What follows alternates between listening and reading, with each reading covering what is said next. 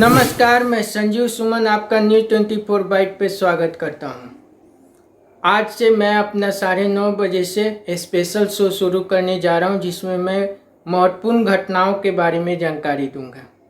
कहा जाता है कि किसी भी शुभ कार्य को करने के लिए अपने आराध्य देव की पूजा पाठ की जाती है, उनका आह्वान किया जाता है।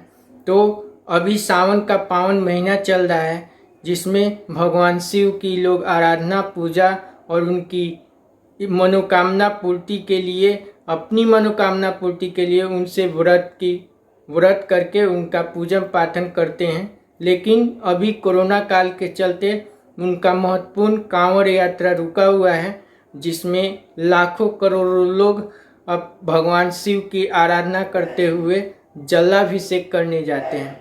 आपको मैं बता दूं कि भगवान शिव के 12 ज्योतिर्लिंग की कहानी की मैं आज से शुरुआत करने जा रहा हूं, लेकिन आज मैं आपको कुछ बातें बताऊंगा। बाकी अगले एपिसोड से कहानियों का पूरी तरह से जिक्र करना शुरू करूंगा। आज के लिए मैं आपको सिर्फ जो बताने जा रहा हूं उसको ध्यान से आप लोग सुने और हमें बताइएगा कमेंट के द्वारा कि मैं किस ज्योतिर्लिंग के बारे में बात कर रहा हूं। तो शुरू करते हैं आज से नए सीरीज, किस्से कहानियों का सीरीज, और भगवान भोलेनाथ की महिमा से हम शुरू करने जा रहे हैं। और इसके बाद मैं सभी देवी देवताओं के अलग अलग जितने भी देवी देवता हैं उन सब को लेकर कहानियां आप लोग के बीच लेकर आऊँगा।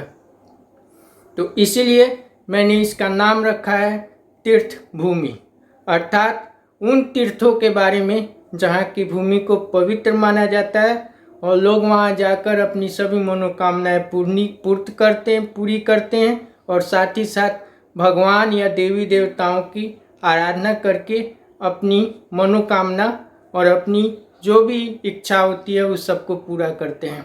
तो शुरू करते हैं तीर्थ भूमि। इस ज्योतिर्लिंग को प्रथम ज्योतिर्लिंग कहा जाता है। हजारों कालों से इस ज्योतिर्लिंग की पूजा पाठ करती आती जा रही है और इसकी पूजा पाठ की जा रही है। इस ज्योतिर्लिंग के लिए कहा जाता है कि इस मंदिर के निर्माण के बाद यहाँ पे इतने ज़्यादा वैभव धन थे कि इसे लूटने के लिए वर्षों से कोई न कोई बड़े युद्धक लोग या फिर बड़े बड़े लोग आए, बड़े बड़े सेना आई, बड़े बड़े सम्राट आए, विदेशी आतताई भी आए जिन्होंने इसके खजाने को लूटा गए।